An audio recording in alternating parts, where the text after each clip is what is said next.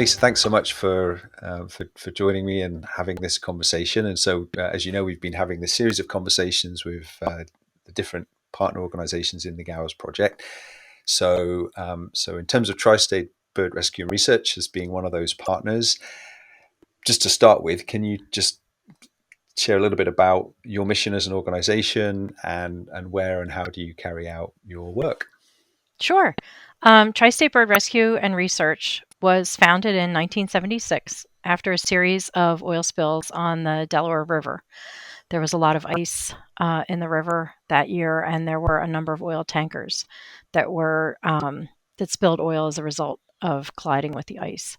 So our founder um, pulled together a coalition of scientists and veterinarians and people who cared about birds to figure out a better way to treat oiled wildlife.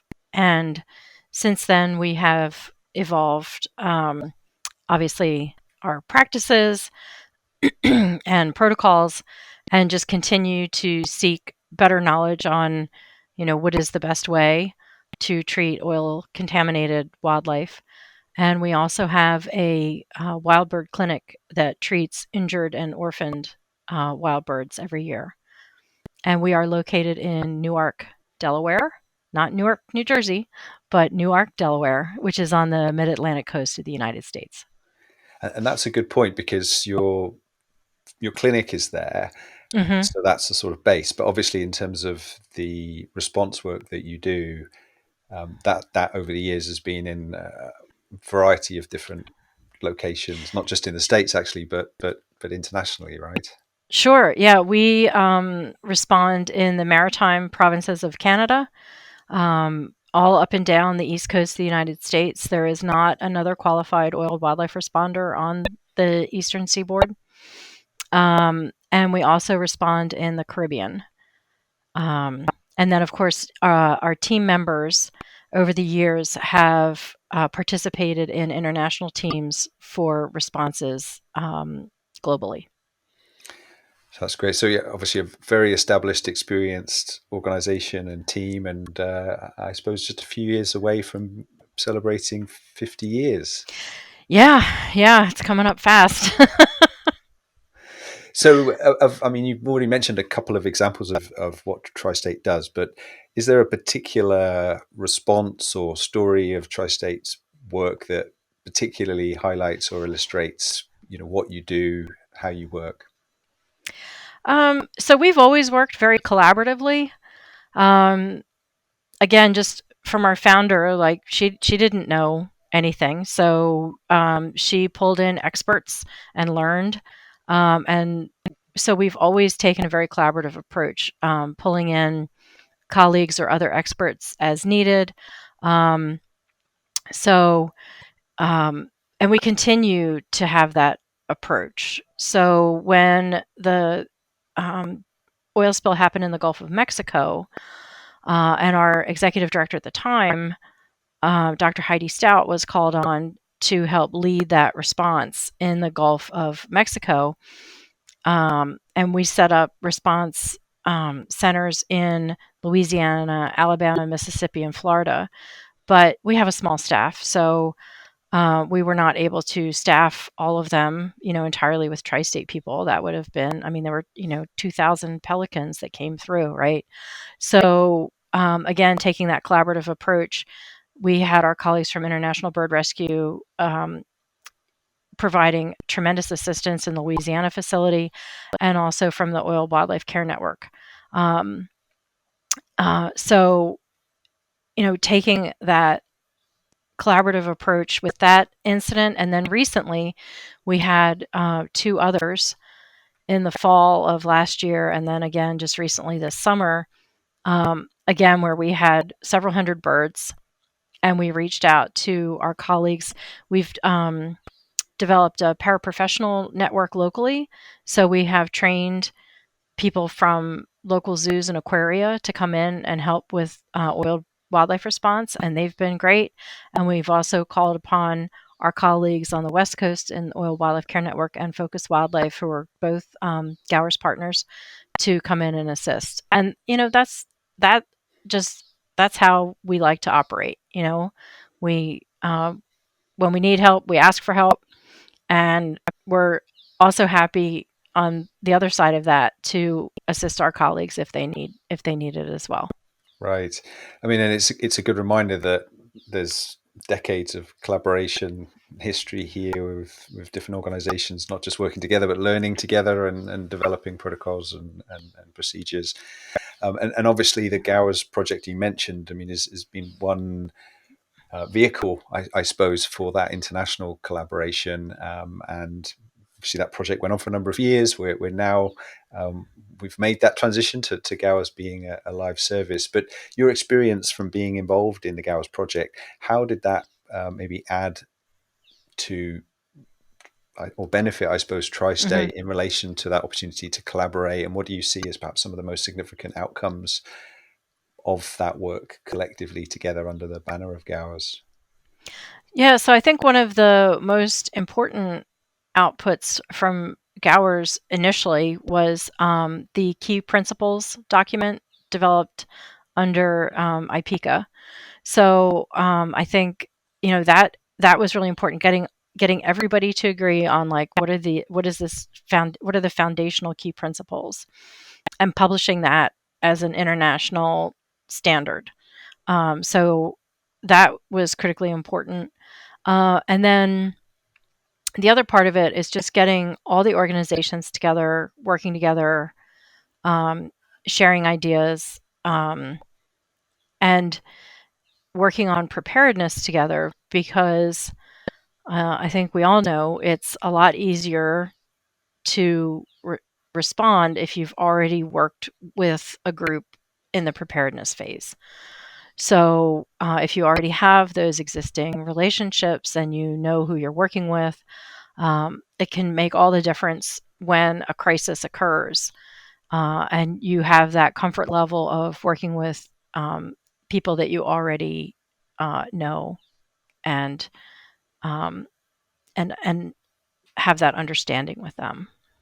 So yeah, so it's almost twofold. You've got both the shared procedures and protocols that everybody's familiar with, but you've also got those relationships that mean, um, yeah, ultimately you all know that you can work effectively together. Hmm.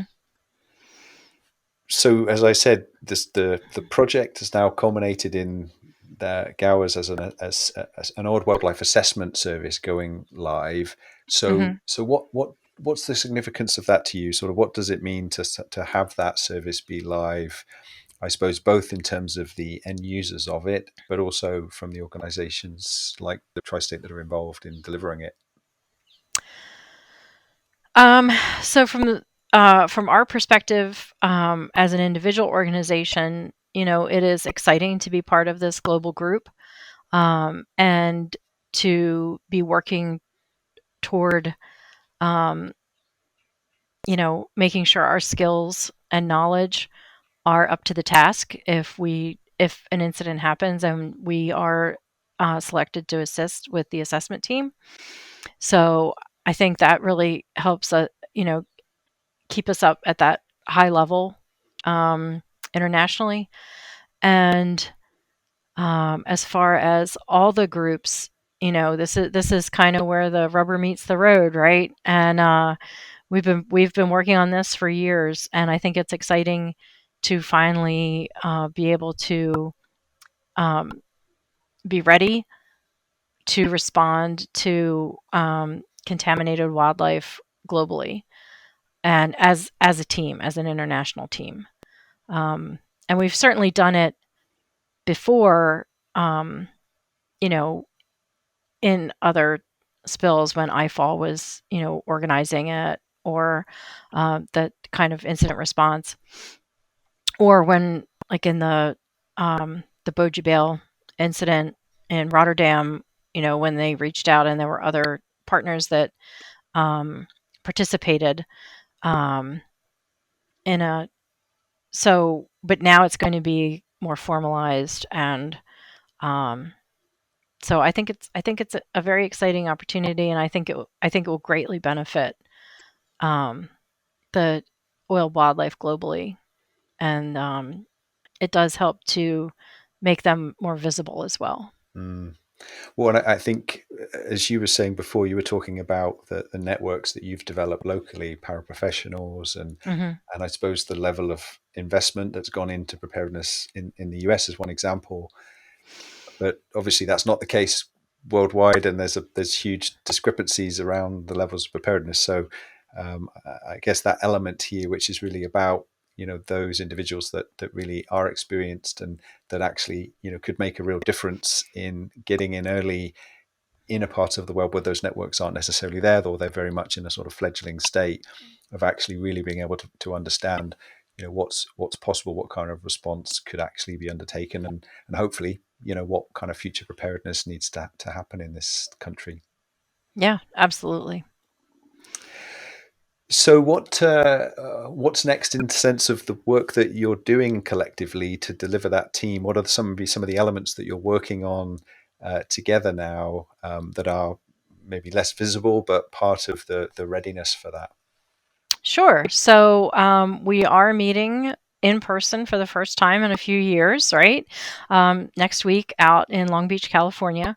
So it will be very exciting to be able to work together for a full week. We are hoping to get a lot accomplished. And, um, one of the main things is just making sure that we have our SOPs in place, that we understand our procedures, how we're going to move forward. Um, who is in that pool of qualified candidates for the assessment team, and then how they're selected if an incident occurs. So we've got definitely got some goals for next week, but it it's so much better to meet in person.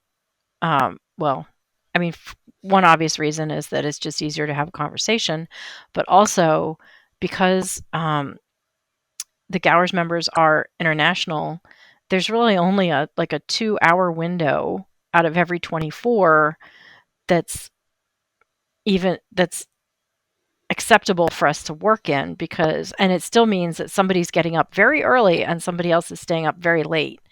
So we are limited in the amount of time that we can spend together online on Zoom. I Mm. mean, or whatever the platform is. Virtual meetings have been really good, but again, we are limited in how much time we get to spend together. And an in-person meeting, it's just much easier because you're with everybody all day. Such a good point. You forget that it's not just about the in-person experience, but it's actually being on the same time zone Yes, and yes, being in and sync. having eight hours in the day to work together instead of just two. Yeah, Yeah, it's absolutely, huge. absolutely. Well, obviously, wish you all the best with that in-person meeting. And in terms of that time zone challenge, as you say, we've got GOWS partners from all over the world. So the next interview in this series that I'll be doing is with WildBase at Massey University, which is in New Zealand. So obviously, geographically, a very different part of the world from where you're located. Hmm. But just as an introduction to them, I wondered if you could just share something about WildBase that you particularly admire or have seen through working with them. Sure. So for years, WildBase has been working on preparedness and oil spill response in New Zealand and surrounding areas in the Asia Pacific region. And that all was called into action with the Rena spill in 2011. And they just did a fantastic job with that response. They had to deal with endangered species. They had to set up, you know, a facility from the ground up. Um, they called in some international partners as well to assist with that response. And it was a huge undertaking, and they did a fantastic job with it. And they had a really good outcome with the animals. And it's because they were prepared, because they had been working for so many years on preparedness, that first of all, that they were there, that there is a wild base, and that they um, had done all that preparedness work. And you never want that incident to happen. Like, you hope you're never needed. But then when you are, you want to be able to execute. And they executed at a high level, and they just did a really great job. And afterwards, they published a number of papers to share the knowledge and things that they had learned during that incident, which is also critical because then it helps, it helps that base of knowledge and it helps the next group, um, you know, for the next time, for the next incident. Mm. So just a fantastic organization. And I think what you're touching on is yes, their effectiveness in that response, and also the pivotal role they play in the continuity with building that preparedness and obviously maintaining it over time, and even doing that sort of post release research on released animals after a spill. Mm-hmm. So yeah, very holistic approach. Yes. So thank you very much, Lisa. Anything else you'd like to share? I suppose just what else is on Tri-State's radar for the future or the coming months or year? Um, well, let's see. uh, we're just coming down off our very busy summer season. We're looking forward. I'm looking forward to the GOWRS meeting next week, and then the week after that is the Effects of Oil on Wildlife conference that International Bird Rescue is hosting this time. We share this conference with International Bird Rescue, and the last time we hosted it was 2018 in Baltimore, Maryland. So, once this one's over, we get like a year off, and then we have to start thinking about the next Effects of Oil on Wildlife conference. So that'll be on the radar. And then also, we've got things planned for different trainings for our team. And, there's just always something going on with preparing the building as far as equipment or, what's the next thing we want to set up? What do we need to get equipment wise or training wise, or, just trying to um, find the best way to be prepared. Yeah, that's great. Yeah, as you say, the work never stops there, and Yeah. it's a really important point you mentioned about the Effects of Oil and Wildlife Conference, because I think I'm right in saying it really is the only dedicated international conference specifically looking at the impact of oil spills on wildlife. And as you say, Tri-State have been instrumental in that. I remember my first EOW in Myrtle Beach many years ago, Oh which yeah. Tri-State had Hmm. sponsored and or organised. And it's also been obviously a really critical meeting point for building all of those relationships, as you say, really underpins the work in this field. Hmm. Yep. Well, thank you, Lisa. I wish you all the best, and look forward to chatting with Louise Chilvers from Wild Base next time. But for now, thank you very much for your time. Yeah. Thank you so much, Paul. I appreciate the opportunity.